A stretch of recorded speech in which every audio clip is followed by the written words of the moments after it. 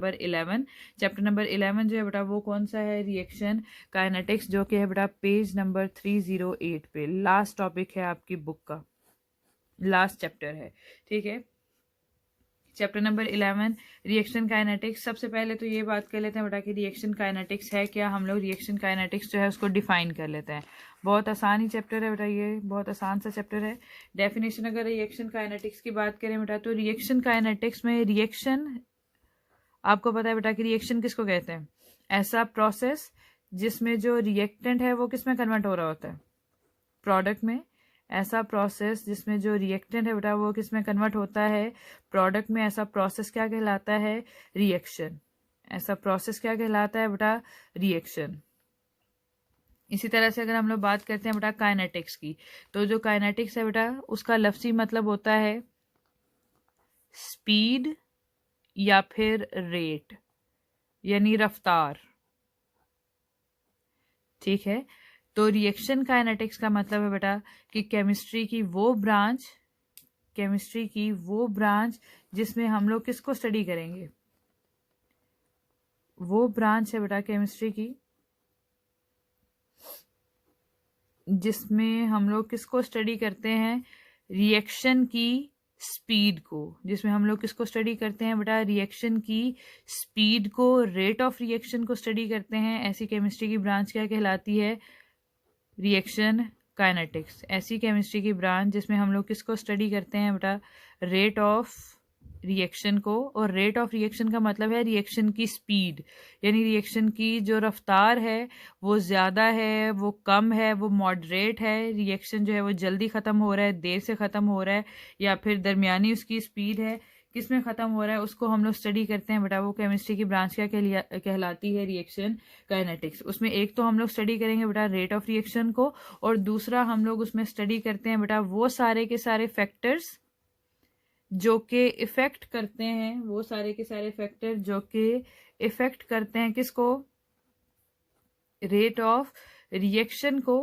उन सारे के सारे फैक्टर्स को भी स्टडी करते हैं बेटा। जैसे आपको पता है कि अगर टेम्परेचर चेंज कर दिया जाए तो रिएक्शन की स्पीड जो है वो चेंज हो जाती है। ठीक है, इसी तरह से अगर प्रेशर को चेंज कर दिया जाए तो रिएक्शन की जो स्पीड है वो क्या हो जाती है, चेंज हो जाती है। वॉल्यूम जो है उसको चेंज कर दिया जाए तो भी जो रिएक्शन की रफ्तार है वो ज़्यादा या फिर कम हो जाती है। इसी तरह से जो और दूसरे तीसरे फैक्टर्स हैं बेटा उनको भी स्टडी किया जाता है जो कि रिएक्शन के रेट को ज़्यादा करने का बायस बनते हैं या फिर उसको कम करने का बायस बनते हैं। वो सारे के सारे फैक्टर्स को भी स्टडी किया जाता है और रेट ऑफ रिएक्शन को भी स्टडी किया जाता है बेटा। वो केमिस्ट्री की ब्रांच क्या कहलाती है, रिएक्शन काइनेटिक्स। अभी तक हम लोगों ने सिर्फ क्या बात की है बेटा कि रिएक्शन काइनेटिक्स क्या है, वो केमिस्ट्री की ब्रांच है जिसमें हम लोग स्टडी करेंगे रिएक्शन की स्पीड को, रिएक्शन की रफ्तार को, कि वो ज़्यादा है या फिर कम है। रिएक्टेंट जो है वो प्रोडक्ट में जल्दी कन्वर्ट हो रहा है या फिर देर से कन्वर्ट हो रहा है।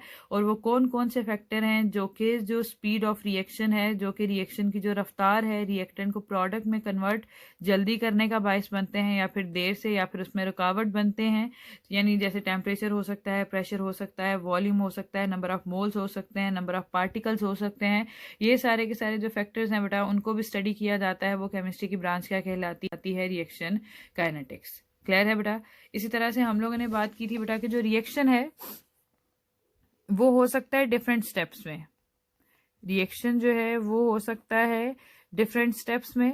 वो जैसे हम लोगों ने पहले भी बात किया है एजस्लाम में भी, बॉर्न हैपर जो है प्रोसेस बेटा उसमें भी कि रिएक्शन डायरेक्ट भी हो सकता है, रिएक्शन इनडायरेक्ट भी हो सकता है, यानी वो सिंगल स्टेप भी हो सकता है, वो मल्टीपल स्टेप्स भी हो सकता है, यानी एक से ज़्यादा स्टेप्स में भी रिएक्शन हो सकता है बेटा। जैसे हम लोगों ने बात की थी कि अगर हम लोगों को ए को कन्वर्ट करना है डी में, तो ए जो है वो इस रिएक्शन का क्या है, रिएक्टेंट, डी उस रिएक्शन का क्या है बेटा, प्रोडक्ट। ठीक है, तो ये जिसमें रिएक्टेंट डायरेक्टली प्रोडक्ट में कन्वर्ट होता है वो रिएक्शन क्या कहलाता है, वो कहलाता है बेटा डायरेक्ट रिएक्शन। ऐसे ही है। और इसी तरह से हम लोगों ने कहा था एक और तरह का रिएक्शन होता है जो कि क्या कहलाता है, इनडायरेक्ट रिएक्शन। अगर इनडायरेक्ट रिएक्शन की बात की जाए बेटा तो उसमें हम लोग क्या कहते हैं कि ऐसा रिएक्शन जिसमें रिएक्टेंट जो है वो डायरेक्टली प्रोडक्ट में कन्वर्ट नहीं होता, वो सिंगल स्टेप प्रोसेस नहीं होता, बल्कि उसमें रिएक्टेंट जो है वो प्रोडक्ट में तो कन्वर्ट होता है लेकिन एक से ज्यादा स्टेप्स में, तो मल्टीपल स्टेप प्रोसेस होता है। वो कौन सा वाला प्रोसेस होता है बेटा? मल्टीपल स्टेप प्रोसेस होता है। और जो डायरेक्ट है वो क्या है? सिंगल स्टेप प्रोसेस है। तो अगर हम लोग मल्टीपल स्टेप प्रोसेस की बात करते हैं, जैसे उसमें भी ए है और डी उसको कन्वर्ट होना है, लेकिन ए पहले किस में कन्वर्ट होगा? बी में, बी किस में फिर कन्वर्ट होगा? सी में, और फिर सी किस में कन्वर्ट होगा बेटा? डी में। यानी ए इस रिएक्शन का क्या है? रिएक्टेंट। डी इस रिएक्शन का क्या है? प्रोडक्ट। रिएक्टेंट प्रोडक्ट में ही कन्वर्ट हुआ है लेकिन एक से ज्यादा स्टेप्स में। और उसमें ये जो बी और सी, ये हम लोगों ने कल भी बात की थी बेटा कि रिएक्टेंट और प्रोडक्ट के दरमियान में जो बनने वाली स्पीशी है बेटा वो क्या कहलाती है? इंटरमीडिएट। वो क्या कहलाती है? इंटरमीडिएट। यानी वो वाले सब्सटेंसेस, वो वाले पार्टिकल्स, वो वाली स्पीशी बेटा जो कि रिएक्शन में रिएक्टेंट और प्रोडक्ट के दरमियान में बनती है, वो क्या कहलाती है? इंटरमीडिएट। अब उसमें ये कहा जाता है बेटा कि वो वाला स्टेप, अब इसमें से कोई भी जो एक स्टेप है उसकी स्पीड ज्यादा हो सकती है, दूसरे की स्पीड कम हो सकती है, तीसरे की उससे भी कम हो सकती है। यानी ये जरूरी नहीं है कि जितने भी स्टेप में प्रोसेस हो रहा है उन सब की स्पीड एक जितनी हो। ठीक है, तो उसमें ये कहा जाता है बेटा कि रिएक्शन का वो वाला स्टेप, किसी भी रिएक्शन का वो वाला स्टेप बेटा जो कि होता है स्लो, यानी जिसकी जो स्पीड है वो क्या होती है? सबसे कम। वो वाला स्टेप जो कि क्या होता है बेटा? स्लोएस्ट स्टेप होता है, जिसकी जो स्पीड है, जिसका जो रेट है वो क्या होता है? सबसे कम। वो वाला जो स्टेप है बेटा वो कहलाता है रेट डिटर्मिनिंग स्टेप। वो क्या कहलाता है? Rate determining step.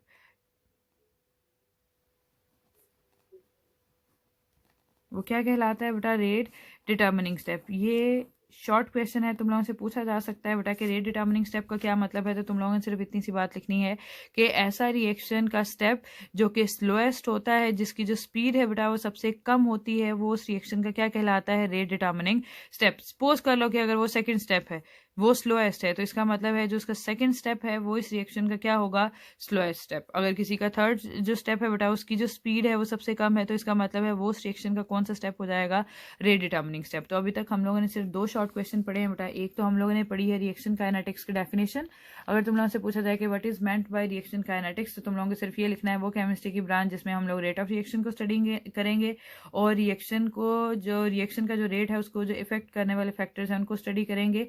वो केमिस्ट्री की ब्रांच क्या कहलाएगी? Reaction kinetics. और उसके अलावा हम लोगों ने ये बात की है बेटा कि रिएक्शन जो है वो दो तरह से हो सकता है, डायरेक्ट भी और इनडायरेक्ट भी। और अगर वो एक से ज्यादा स्टेप में हो रहा है तो किसी भी रिएक्शन का वो वाला स्टेप बेटा जो कि स्लोएस्ट होता है वो क्या कहलाता है? उसका रेट डिटर्मिनिंग स्टेप।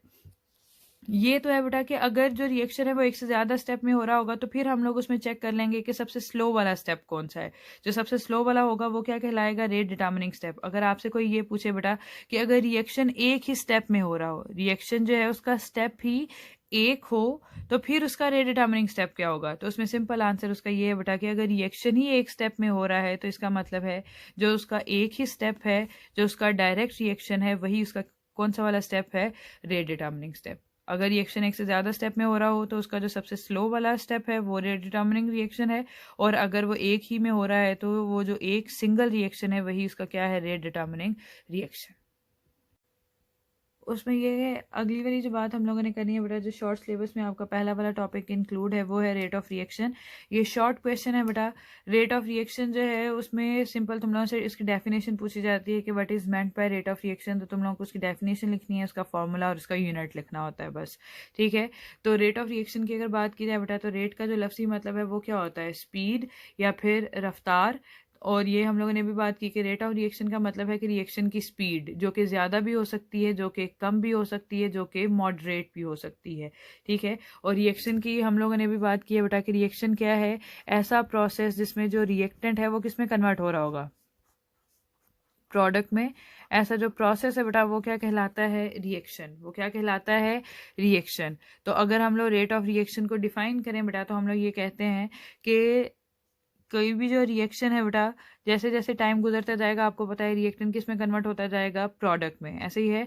तो उसमें यही बात की गई है बेटा कि रेट ऑफ रिएक्शन क्या है कि गिवन टाइम में जो रिएक्टेंट है उसकी जो मिकदार किस में कन्वर्ट हो रही होती है, प्रोडक्ट में। यानी वो जो रिएक्टेंट और प्रोडक्ट की मिकदार जो है बेटा उसमें जितनी तब्दीली आ रही होती है गिवन टाइम में, तो वही उस रिएक्शन की क्या कहलाती है, रेट ऑफ, वही रिएक्शन का क्या कहलाता है, रेट ऑफ रिएक्शन, या फिर वही रिएक्शन की स्पीड कहलाती है। रेट ऑफ रिएक्शन क्या है बेटा, मैं इसको डिफाइन कर देती हूँ कि अगर वो जो मिकदार है, कंसंट्रेशन जो है, चाहे वो रिएक्टेंट की ले लो चाहे वो प्रोडक्ट की ले लो, आपको पता है जैसे जैसे जो है रिएक्शन वो प्रोसीड करेगा वैसे वैसे रिएक्टेंट किस में कन्वर्ट होता जाएगा, प्रोडक्ट में।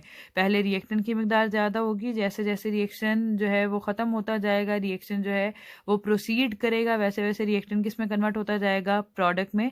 तो रिएक्टेंट की मिकदार क्या होना शुरू हो जाएगी, कम, और प्रोडक्ट की मिकदार क्या होना शुरू हो जाएगी, ज़्यादा, क्योंकि रिएक्टेंट किस में कन्वर्ट हो रहा है, प्रोडक्ट में। यानी रिएक्टेंट की मिकदार और प्रोडक्ट की मिकदार क्या होती जा रही है, चेंज। तो रेट ऑफ रिएक्शन का मतलब है बेटा कि टाइम के साथ साथ जैसे जैसे रिएक्टेंट की या प्रोडक्ट की मिकदार में तब्दीली आती है वही उस रिएक्शन की क्या कहलाती है, स्पीड ऑफ रिएक्शन या फिर रेट ऑफ रिएक्शन। तो हम लोग जो उसका फॉर्मूला है बेटा वही उसकी डेफिनेशन है कि अगर हम लोग रेशो ले लेते हैं किसकी, चेंज इन कंसंट्रेशन की ओवर टाइम की, तो वो उस रिएक्शन का क्या कहलाता है, रेट ऑफ रिएक्शन। कंसंट्रेशन का मतलब होता है बेटा मिकदार, कंसंट्रेशन का क्या मतलब होता है, मिकदार। यानी चाहे वो रिएक्टेंट की ले लो चाहे वो प्रोडक्ट की ले लो, उसकी जो मिकदार में तब्दीली आ रही है ओवर टाइम, टाइम जितना भी लिया गया है बेटा उसमें जितनी भी तब्दीली आती है उसकी मिकदार में, वही उसका क्या कहलाता है, रेट ऑफ रिएक्शन। और जो कंसंट्रेशन है बेटा उसको किससे रिप्रेजेंट करते हैं, सी से, या फिर जो कंसंट्रेशन है बेटा उसको रिप्रेजेंट करते हैं स्क्वायर ब्रैकेट से, ये जो बड़ी वाली ब्रैकेट है उससे उसको रिप्रेजेंट करते हैं। कंसंट्रेशन को किससे रिप्रेजेंट करते हैं, स्क्वायर ब्रैकेट से या फिर सी से। और जो कंसंट्रेशन है बेटा, चेंज इन कंसंट्रेशन है over change in time. Rate of reaction का फॉर्मूला क्या है बेटा, change in concentration over change in time. यानी वक्त के गुजरने के साथ साथ जैसे जैसे मिकदार में तब्दीली आती है वही उस रिएक्शन का क्या कहलाती है, स्पीड या फिर उसका रेट।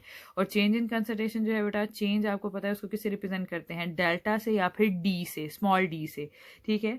तो अगर चेंज इन कंसंट्रेशन है तो इसका मतलब डेल्टा सी, और चेंज इन टाइम है तो उसको हम लोग किससे रिप्रेजेंट कर देते हैं, डेल्टा टी से। टी किसको रिप्रेजेंट कर रहा है, टी टाइम को, और जो डेल्टा है वो किसको रिप्रेजेंट कर रहा है, चेंज को। सी किसको रिप्रेजेंट कर रहा है, कंसंट्रेशन को, और चेंज जो है उसको रिप्रेजेंट करने के लिए हम लोगों ने क्या यूज किया है, डेल्टा।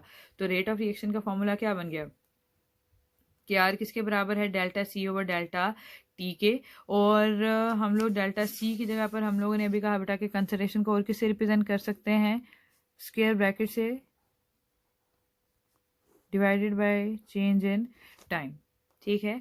और कंसंट्रेशन जो है बेटा अगर हम लोग इसका यूनिट निकालना चाहें, अगर हम लोग जो है रेट ऑफ रिएक्शन का क्या फाइंड आउट करना चाहें, यूनिट, तो यूनिट आपको पता है बेटा फॉर्मूला से हम लोग लिख सकते हैं। उससे पहले कंसंट्रेशन की अगर बात करें बेटा तो मिकदार जो है उसका फॉर्मूला होता है number of moles per unit volume. अगर मोल को वॉल्यूम से डिवाइड कर देंगे तो हमारे पास कंसंट्रेशन आ जाएगी। नंबर ऑफ मोल्स को किससे रिप्रेजेंट करते हैं, एन से, वॉल्यूम को किससे रिप्रेजेंट करते हैं, वी से।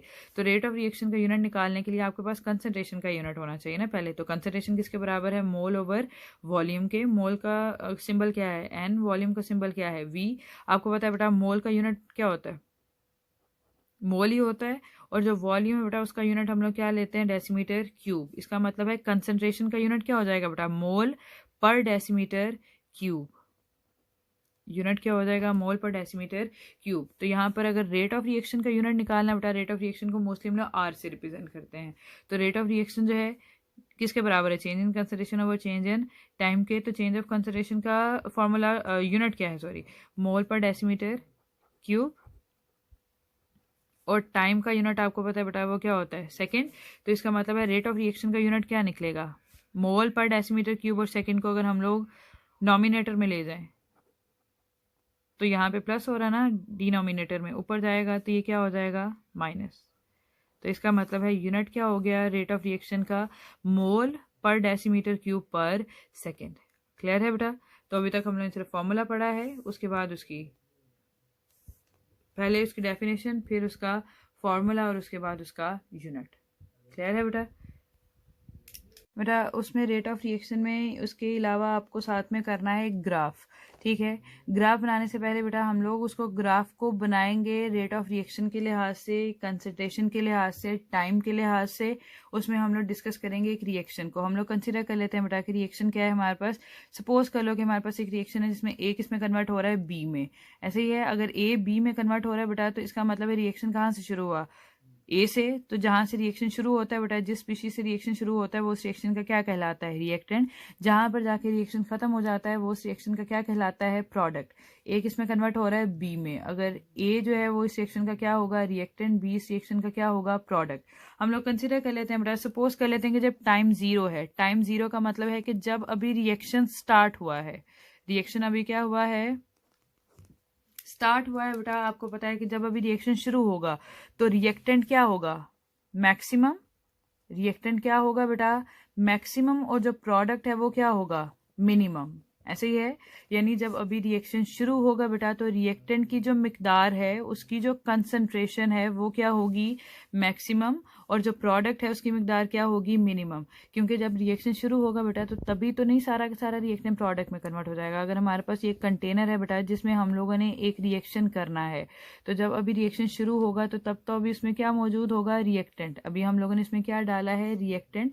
तो रिएक्टेंट की मिकदार ज्यादा है और प्रोडक्ट अभी उसमें क्या है, मिनिमम। क्योंकि अभी रिएक्शन क्या हुआ है, स्टार्ट हुआ है, प्रोडक्ट अभी उसमें मौजूद नहीं है। जैसे जैसे टाइम गुजरता जाएगा बेटा वैसे वैसे जो रिएक्टेंट है वो किसमें कन्वर्ट होता जाएगा, प्रोडक्ट में। इसका मतलब है कि रिएक्टेंट की जो मिकदार है वो क्या होना शुरू हो गई, कम। और प्रोडक्ट की मिकदार आहिस्ता आहिस्ता क्या होना शुरू हो गई, ज्यादा।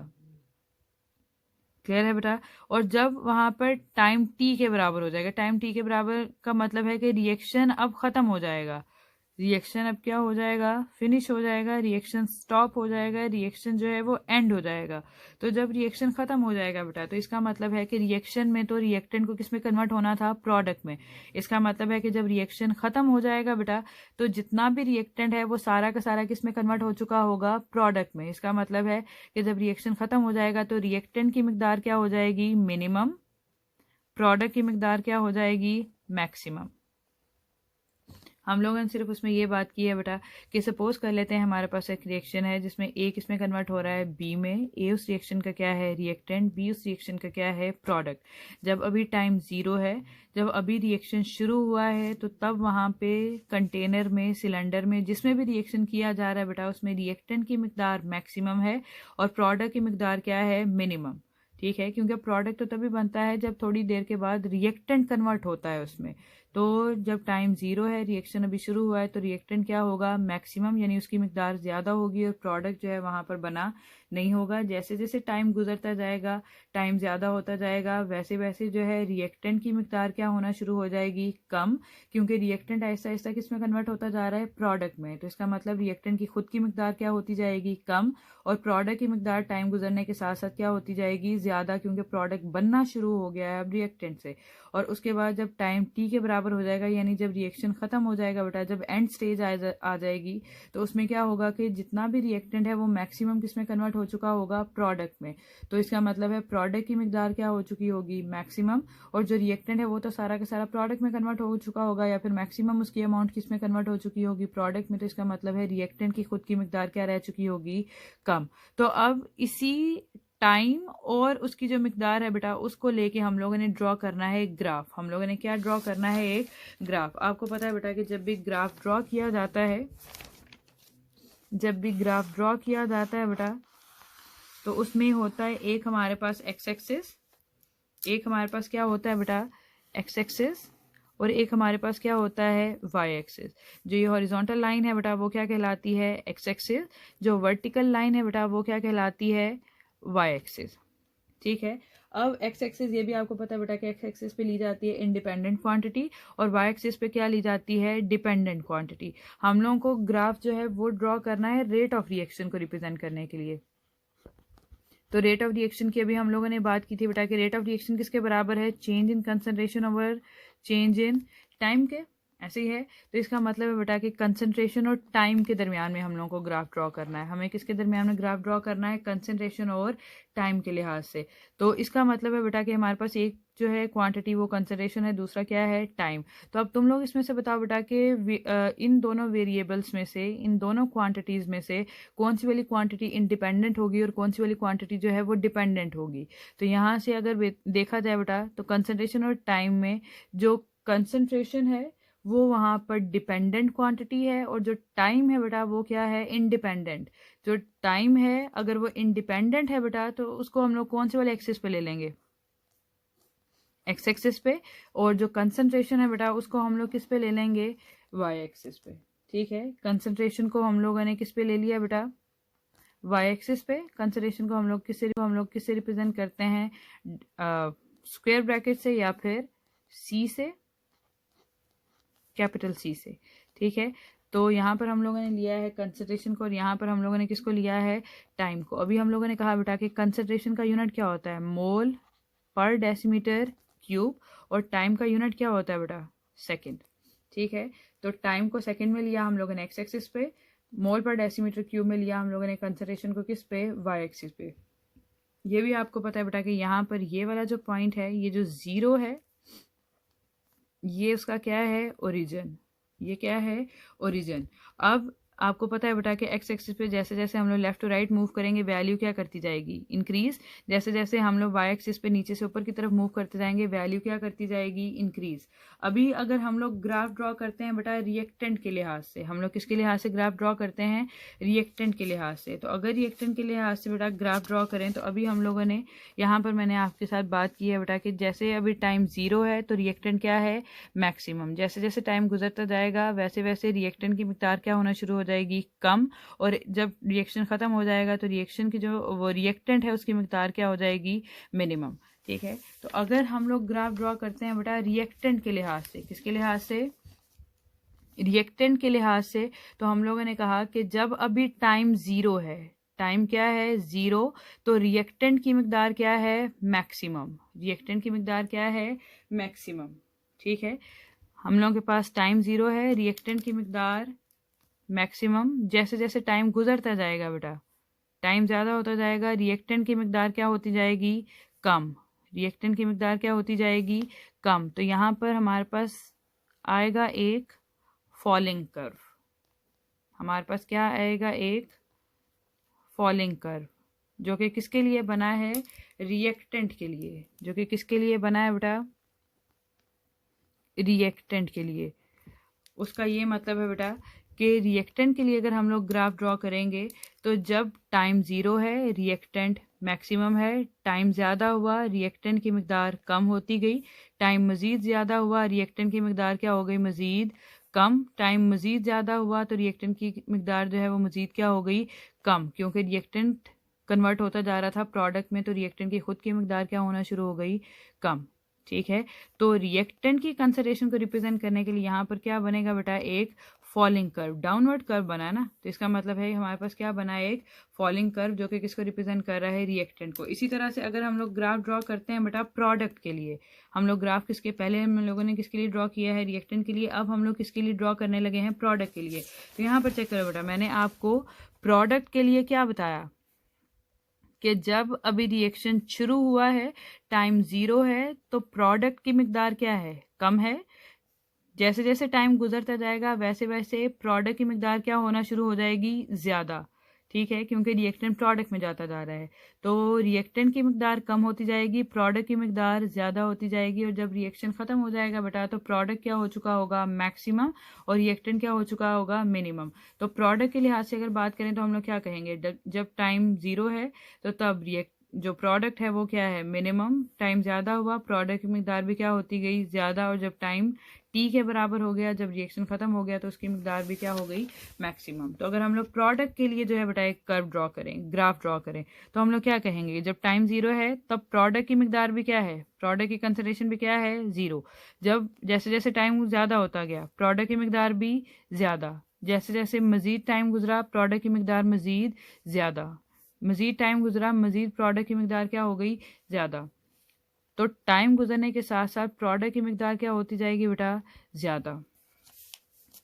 तो टाइम ज़ीरो, प्रोडक्ट की मकदार भी ज़ीरो। टाइम ज़्यादा हुआ तो प्रोडक्ट की मकदार ज़्यादा, टाइम मज़ीद ज़्यादा हुआ, प्रोडक्ट की मकदार मज़ीद ज़्यादा, मज़ीद टाइम ज़्यादा हुआ तो प्रोडक्ट की मकदार मज़ीद ज़्यादा होती गई। ठीक है, तो यहाँ पर प्रोडक्ट के लिए हमारे पास एक कर्व बनेगा। हमारे पास फिर से क्या बना बेटा, एक कर्व जो कि क्या कहलाता है, राइजिंग कर्व। राइजिंग कर्व का मतलब है कि कर्व ऊपर की तरफ मूव कर रहा है, क्योंकि वो ये शो कर रहा है कि प्रोडक्ट की मिकदार जो है वो ज़्यादा होती जा रही है टाइम के गुजरने के साथ साथ।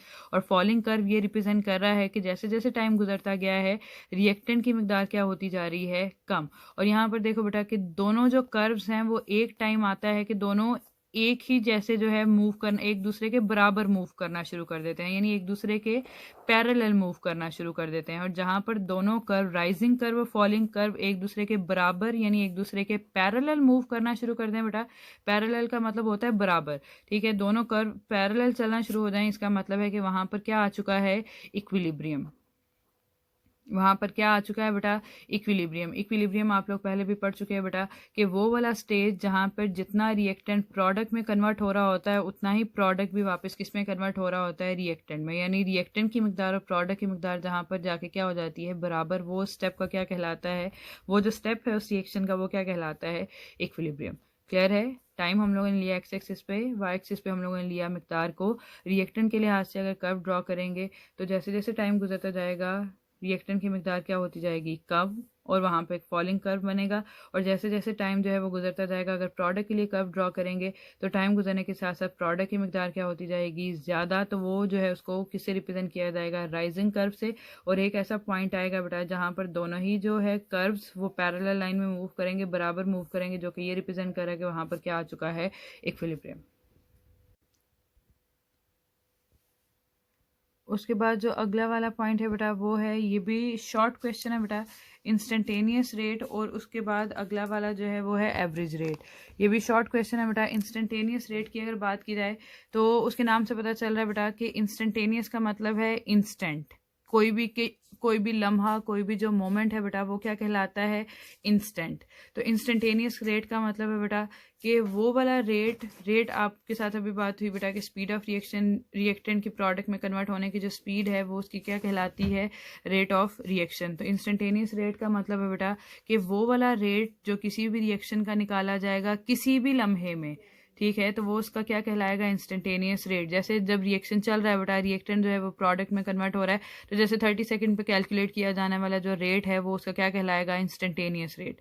ठीक है, इसी तरह से किसी भी लम्हे में, जैसे अगर 20 सेकंड पे हम लोग रेट ऑफ रिएक्शन को फाइंड आउट कर लेते हैं तो इसका मतलब है वो उसका क्या होगा, इंस्टेंटेनियस रेट। तो इंस्टेंटेनियस रेट सिंपल क्या है बेटा, किसी भी रिएक्शन का वो वाला रेट जो कि किसी भी लम्हे फाइंड आउट किया जाएगा, किसी भी इंस्टेंट कैलकुलेट किया जाएगा बेटा, वो उसका क्या कहलाएगा, इंस्टेंटेनियस रेट। चाहे वो 30 सेकंड पे कर लो, चाहे 20 सेकंड पे, चाहे 15 सेकंड पे, 10 सेकंड पे, जिस पे मर्जी कर लो, किसी भी लम्हे जो कैलकुलेट किया जाएगा वो क्या कहलाएगा, इंस्टेंटेनियस रेट। और जो रिएक्शन है बेटा उसमें रिएक्शन किस में कन्वर्ट हो रहा होता है, प्रोडक्ट में।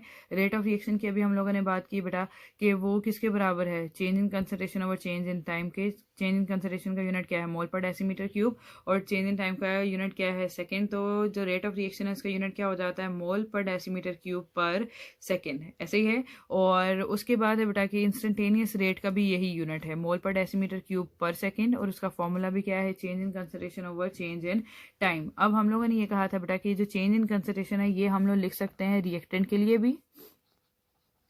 जो चेंज इन कंसंट्रेशन है बेटा वो किसके लिए लिखी जा सकती है, रिएक्टेंट के लिए भी, और वो लिखी जा सकती है प्रोडक्ट के लिए भी। तो अभी जब मैंने तुम लोगों को ग्राफ समझाया बेटा तो उसमें हम लोगों ने उससे पहले बात की है कि जब रिएक्शन हो रहा होता है तो शुरू में रिएक्टेंट की मिकदार होती है ज़्यादा, प्रोडक्ट की मिकदार क्या होती है, कम। जैसे जैसे रिएक्शन जो है वो प्रोसीड करता जाता है, टाइम गुजरता जाता है, वैसे वैसे रिएक्टेंट की मिकदार कम होना शुरू हो जाती है, प्रोडक्ट की मिकदार ज़्यादा होना शुरू हो जाती है। और एक ऐसी स्टेज आती है जब रिएक्शन ख़त्म हो जाता है तो रिएक्टेंट जो है वो मिनिमम हो चुका होता है, प्रोडक्ट क्या हो चुका हुआ होता है, मैक्सिमम। ठीक है, तो इसका मतलब है बेटा कि अगर हम लोग रिएक्टेंट के लिहाज से उसका फॉर्मूला लिखें तो रेट ऑफ रिएक्शन किसके बराबर होगा, रेट ऑफ रिएक्शन जो है बेटा वो बराबर होगा यहाँ पर भी change in concentration over change in time के। और चेंज इन कंसंट्रेशन हम लोगों ने किसकी लेनी है, रिएक्टेंट की। कंसंट्रेशन हम लोग किसकी ले रहे हैं बेटा, रिएक्टेंट की ओवर चेंज इन टाइम, लेकिन वहां पर हम लोग साथ में यूज करते हैं बेटा माइनस का साइन। वहां पे रेट ऑफ रिएक्शन अगर रिएक्टेंट के लिहाज से लिख रहे हैं बेटा तो साथ में हम लोग क्या यूज करते हैं, माइनस का साइन। माइनस का साइन ये रिप्रेजेंट कर रहा है कि वहां पर जैसे जैसे टाइम गुजरता जाएगा रिएक्टेंट की मिकदार जो है वो क्या होना शुरू हो जाएगी, कम। तो वो रिप्रेजेंट कर रहा है decrease in concentration of reactant को। माइनस का साइन किसको रिप्रेजेंट कर रहा है बेटा, decrease in concentration of reactant को। तो अभी हम लोगों ने कहा बेटा जैसे जैसे टाइम गुजरता जाएगा रिएक्टेंट की मिकदार क्या होना शुरू हो जाएगी, कम, क्योंकि रिएक्टेंट किस में कन्वर्ट होता जा रहा है, प्रोडक्ट में। तो यहाँ पर हम लोग उसके लिए कौन सा वाला साइन यूज कर लेते हैं, माइनस का। और माइनस का साइन रिप्रेजेंट कर रहा है कि जो रिएक्टेंट की मिकदार है वो कम होती जा रही है, वो खत्म होती जा रही है, ठीक है। और अगर प्रोडक्ट के लिए हम लोग रेट ऑफ रिएक्शन का फॉर्मूला लिखें बेटा तो यही सेम फॉर्मूला होगा कि रेट ऑफ रिएक्शन किसके बराबर होगा, change in concentration over change in time के। और चेंज इन कंसंट्रेशन हम लोगों ने किसकी लेनी है, किसकी लेनी है बेटा, प्रोडक्ट की। तो change in concentration of product divided by change in time. लेकिन यहाँ पर जब रेट ऑफ रिएक्शन प्रोडक्ट के लिहाज से लिखा जाता है बेटा तो उसकी जो वैल्यू है वो लिखी जाती है प्लस में, क्योंकि अभी हम लोगों ने बात की बेटा कि जैसे जैसे टाइम गुजरता जाएगा प्रोडक्ट की मिकदार क्या होती जाएगी, ज्यादा। तो यहाँ पे प्लस का साइन रिप्रेजेंट कर रहा है बेटा increase in concentration of product को, ठीक है, increase in concentration of product को। तो जैसे अभी हम लोगों ने कहा कि रिएक्टेंट प्रोडक्ट में कन्वर्ट होता जा रहा है, तो जब टाइम 0 है प्रोडक्ट मिनिमम है, जैसे जैसे टाइम गुजरता जाएगा प्रोडक्ट की मिकदार क्या होती जाएगी, ज्यादा। तो प्रोडक्ट की मिकदार क्योंकि ज्यादा हो रही है, रिएक्टेंट प्रोडक्ट में कन्वर्ट हो रहा है, प्रोडक्ट की मिकदार ज्यादा हो रही है, तो हम लोग उसको किससे रिप्रेजेंट करेंगे, प्लस से। फॉर्मूला सेम रहेगा, सिर्फ जो साइन है बेटा वो उसके डिक्रीज या इंक्रीज को रिप्रेजेंट करने के लिए यूज किया जाता है। अगर हम लोग रिएक्टेंट के लिए हाथ से लिख रहे हैं तो माइनस, क्योंकि रिएक्टेंट कम होता जा रहा है, प्रोडक्ट के साथ में प्लस, क्योंकि प्रोडक्ट ज्यादा होता जा रहा है टाइम गुजरने के साथ साथ, बस। और उसके बाद जो है बेटा अगला वाला जो है ये भी शॉर्ट क्वेश्चन है कि what is meant by average rate. तो एवरेज रेट की अगर बात की जाए बेटा तो एवरेज का लफ्जी मतलब होता है औसत, रेट वही स्पीड ऑफ रिएक्शन या फिर जो रफ्तार है उसकी, यानी रिएक्टेंट की प्रोडक्ट में कन्वर्ट होने की जो स्पीड है बेटा वही उसकी क्या कहलाती है, rate of reaction. Average rate की अगर बात की जाए बेटा तो इसका मतलब है कि कोई भी दो पॉइंट्स जो है उसके दरमियान में हम लोगों ने रेट को फाइंड आउट कर लेना है, और अगर हम लोग उसका एवरेज निकाल लें तो वो क्या हो जाएगा, एवरेज रेट ऑफ रिएक्शन। तो सिंपल है बेटा, एवरेज रेट क्या है, दो जो टाइम इंटरवल्स हैं, ठीक है, जैसे एक कंसीडर कर लो T1 और दूसरा है T2, दो जो इंस्टेंट्स हैं बेटा, जो दो मोमेंट्स हैं उनके दरमियान में जब हम लोग रेट निकाल के उसका एवरेज फाइंड आउट कर लेते हैं, दो लम्हों के दरमियान में जो निकाले जाने वाली रेट है बेटा, जो स्पीड है रिएक्शन की, वही उसका क्या कहलाता है, एवरेज रेट। एवरेज रेट क्या है बेटा, वो स्पीड ऑफ रिएक्शन, वो रेट ऑफ रिएक्शन जो कि फाइंड आउट किया जाता है दो इंटरवल्स के दरमियान में, दो टाइम इंस्टेंट्स के दरमियान, दो इंस्टेंट्स के दरमियान में, वो क्या कहलाता है, एवरेज रेट। और जो किसी भी लम्हे फाइंड आउट कर लिया जाता है, सिंगल मोमेंट में फाइंड आउट किया जाता है, वो उसका क्या कहलाता है, इंस्टेंटेनियस रेट, ठीक है। और बस, और तुम लोगों की बुक में बेटा एक बात लिखी हुई है, वहां पर जो है ना तुम लोगों की बुक में फॉर्मूला लिखा हुआ है कि जो रेट ऑफ रिएक्शन है वो बराबर है dx ओवर dt के। तुम लोगों ने परेशान नहीं होना बेटा, ये वही फॉर्मूला है जो हम लोगों ने बात की है कि delta c over delta t के बराबर है बेटा। डेल्टा भी सिंबल होता है चेंज का, जो d है बेटा वो भी सिंबल होता है चेंज का। अगर स्मॉल चेंज आ रहा है तो हम लोग उसको अपनी आसानी के लिए लिख देते हैं स्मॉल d से, और अगर ज्यादा चेंज आ रहा है तो डेल्टा से, लेकिन तुम लोग उसको दोनों ही से रिप्रेजेंट कर सकते हो। और यहाँ पर कंसंट्रेशन के लिए c नहीं तुम लोगों की बुक में यूज किया गया, तुम लोगों की बुक में x यूज किया गया है, ठीक है। तो वो dx यानी चेंज इन कंसंट्रेशन, dt यानी चेंज इन टाइम, ठीक है।